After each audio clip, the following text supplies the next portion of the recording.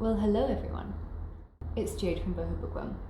Autumn is coming, Halloween is around the corner, my favourite time of year. Well, no, that's a lie. Christmas is my favourite time of year. Second favourite time of year. I often get requests to make videos recommending you really good thriller books. So, as spooky times are ahead, I thought that I would do that with you today. So the first thriller book that I'm going to recommend that you should read is Kind of Cruelty by Araminta Hall. Kind of Cruelty is very much like You by Caroline Kepnes. It takes you on a deep dive into the mind of someone that's obsessive and stalkerish. It's basically like the inner monologue of a mentally ill person. The big difference I found between You by Caroline Kepnes and Kind of Cruelty is that You by Caroline Kepnes is fantastic. I recommend that one to you too, actually, but I found Kind of Cruelty a bit more sad than You, because you go into Mike's, he's the character, right? You go into like his childhood trauma and stuff, and it kind of really breaks your heart learning all about like how he became the way that he is, you know, like what turned him into a sociopath. So Mike, unlike Joe Goldberg from You, he focuses his attention on his ex-girlfriend Verity, whereas Joe always kind of met his victims and stalked them from there. So Mike and Verity had this really toxic relationship. They dated for years before they broke up. Mike was this really like dependent, needy kind of a guy, just like a really intense person, and you know, Verity was just not having it, didn't want a boyfriend like that basically. So in their relationship, they were quite exploratory though. They created this game that they'd play called Crave. So Verity would go to a bar and some dude would come up to her and obviously hit on her. That's when Mike would walk in and be all buff and be like, hey, fuck off, this is my girlfriend, go away. And somehow this kind of situation would turn them on and they'd end up banging in the public bathroom wherever they were. Fun game. But eventually, the couple broke up, and within a year, Verity had already moved on to the extent of actually getting engaged to someone else, which, you know, for a mentally ill person could be quite a trigger. So like, some of Verity's things that she did really irked me, and I was like, what are you doing, love? Like, she invited Mike to her wedding. I mean, the poor guy. Can you just imagine getting a wedding invitation to your ex, like the love of your life, through your letterbox a year after you break up? I mean, God, that is just brutal. But, you know, because Mike isn't quite right, he strongly believes that getting this wedding invitation means that they're still playing this game called Crave, and that it's kind of a test or something. So, yeah, poor bugger. It is such a twisted, intense love story wrapped into a thriller, psychological thriller, and it is fantastic. The next book I'm going to recommend to you is The Cabin at the End of the World by Paul Tremblay. I mentioned this one because I just finished his new book, Survivor Song, which sadly wasn't for me, but I do still highly recommend Paul Tremblay to people because I've loved his other books. Cabin at the End of the World, one of the best. So The Cabin at the End of the World is about this homosexual couple and their adopted 7-year-old daughter from China. This trio go away to this little cabin to get some peace and quiet, really secluded. And then the little girl decides to wander off and go collect some grasshoppers or something, and she meets this dude called Leonard. Funnily enough, my brother's name. So at first, this little girl thinks that this dude is like some big friendly giant, but quickly picks up kind of odd vibes because he starts saying weird things like apologizing profusely and saying, you know, what's about to happen is not your fault.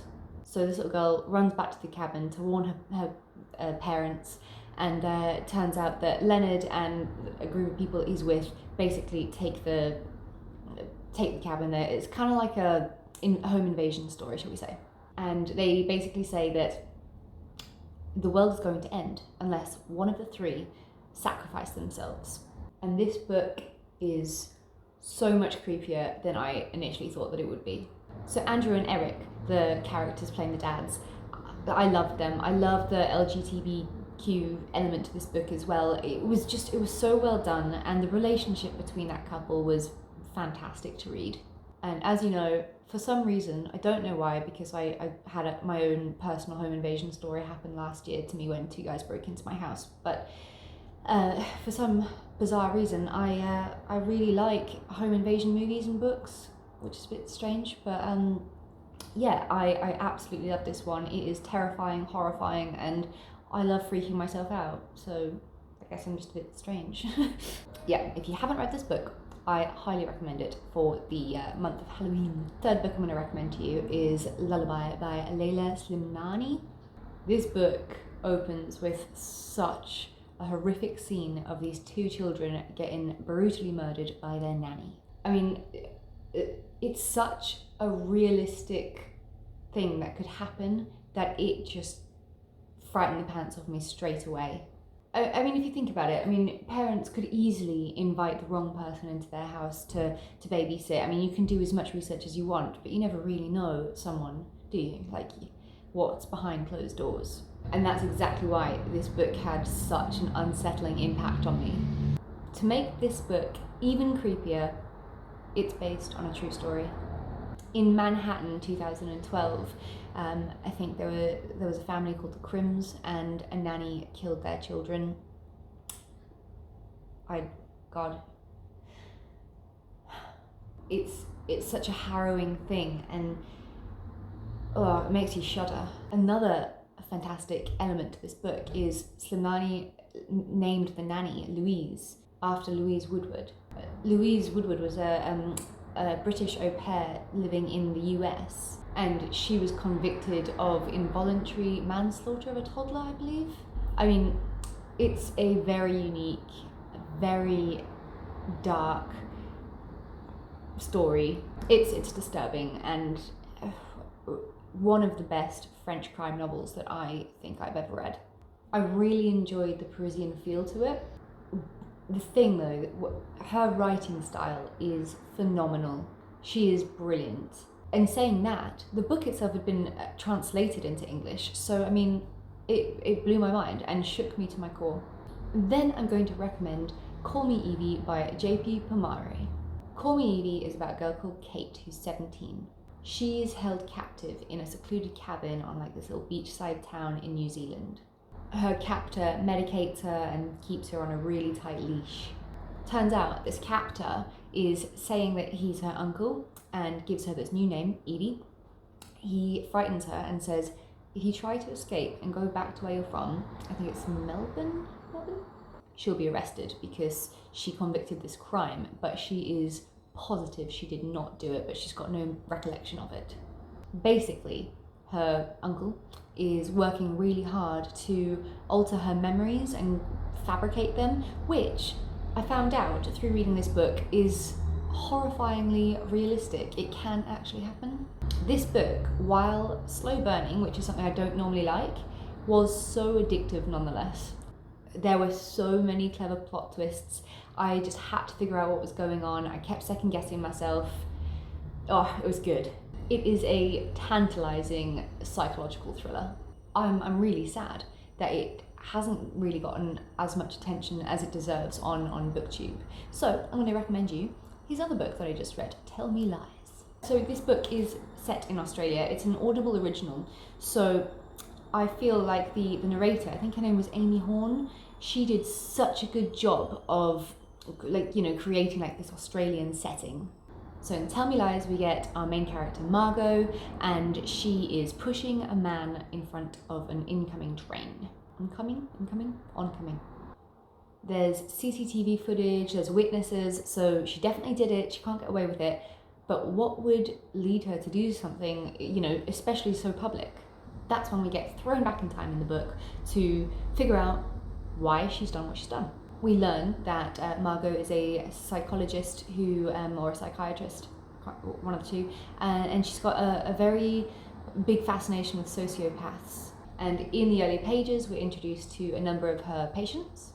One evening, she's on her way home from work, and she just has this really strong feeling that she's getting watched. So that night, her house is set alight and basically burns the fuck down. And when she goes back to the site, she finds this picture of a decapitated body, and there there's one of her patients that she believes could be, you know, the one that's done it, could be guilty. He would have access to these kind of images because he's basically one of those dudes that like content moderator. So he'll find like things that should be taken off of the internet and stuff. So he sees some pretty gory graphic shit. I mean, imagine having a job like that. I think it would definitely mess you up a little bit. Anyway, so she's got a few theories. She works with sociopaths and narcissists, but why would they want to harm her? What could possibly be the problem? And yeah, thank you, Carl. I found this to be such a gripping read. All good thrillers should be unpredictable, and that's exactly what this book was. I found it so addictive, fast-paced, and really enjoyable. Next, I'm going to recommend The Wives by Tarryn Fisher, and this was my very first Tarryn Fisher book, and most certainly will not be my last. I was absolutely enamored with her writing style. I thought the concept of this book was really fascinating. So, I mean, imagine being married to a man who's got 2 other wives that you know absolutely nothing about, you've never seen photos of them, and you basically share them through certain days of the week. So our protagonist in this book is this girl called Thursday, that's her day of the week, and she knows nothing about these other ladies until one day she finds a slip of paper in her husband's pocket. And obviously, like any semi-normal person, she's not very normal for having a lifestyle like that in my opinion, but she gets curious and starts to investigate because the slip of paper has details into who this woman is and she wants to know. You know, I think some people don't like all these little tropes in thriller books, but I love them. It's my guilty pleasure, I think. But you know, unreliable narrators and not knowing what's real and what's not, I love these kind of things in a book, and The Wives by Tarryn Fisher has that exactly. Unfortunately, it's the kind of book that you can't really say too much without giving anything away, so yeah, I'm not going to say too much more, just give it a read and tell me what you think. Next, I'm going to recommend A Nearly Normal Family by M.T. Edvardsson, and the reason I'm recommending this one really is because I don't normally enjoy courtroom thriller dramas. Like, I find them quite boring. I'm more for, like, you know, domestic psychological thriller. So it was really surprising how much I enjoyed this one. So Nearly Normal Family is told from 3 points of view. We start with Adam. So Adam is a pastor. He's a loving husband to his wife Ulrika. The book, I think, is Swedish. And Ulrika's wife is this really successful lawyer. She's obviously the one that wears the pants in the relationship. They have this daughter called Stella, who is quite a rebellious teenager. She causes chaos wherever she goes, so things get pretty shit when she turns out to be the main suspect in a murder investigation. Whoops. So this is what I want to tell you about A Nearly Normal Family. Adam's chapter, the beginning bits, right, just plow through them, don't give up, because I personally did find his chapters quite annoying. But after his chapter's finished, the book got so good. I do have to have a warning for this book though, because Adam is a pastor. There are a few bits of like religion in there, and it did kind of irk me a little bit. It's not really my thing. But you know, just go in with that kind of idea in your head, get through that, because the actual story itself is brilliant. What's really cool about this book is that you get into the minds of each of the family members going through this trial of, you know, this girl who's a main suspect in a murder investigation, and what each person goes through, what a father goes through if their daughter's doing that, what the mother goes through, and what the main suspect in a murder investigation goes through. It's really cool to dive into the different minds of the different people and how they're experiencing the situation that you're reading about.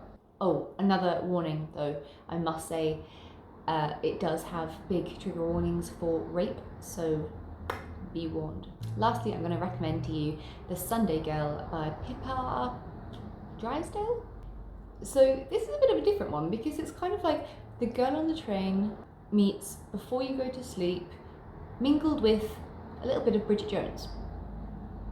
So this book is about this girl called Taylor, and she was involved with a very bad man called Angus, and she is hell-bent on destroying him. Basically, I think he released, you know, nude photos or videos of her on the internet. Lovely chap. So Taylor just wants her revenge, and she doesn't care what it takes, even if it means ruining her life even more than it already is. The interesting thing about this book is there's no possible way that it could end well. And so it was kind of like watching a train wreck in slow motion. Again, yeah, I don't want to say too much about it, but I really enjoyed it. It was very intense, just a really good blend of all the different genres put together, and I really, really enjoyed it. It was filled with really strong characters, and as despicable as they were, it just worked. It flowed really well, and I loved it. So they are the thriller books that I am recommending to you today. Let me know if I've enticed you to pick any of them up, or if you've read any of them, let me know what you thought about them in the comments down below. I think that's it from me today, so I guess I'll see you next time. Bye!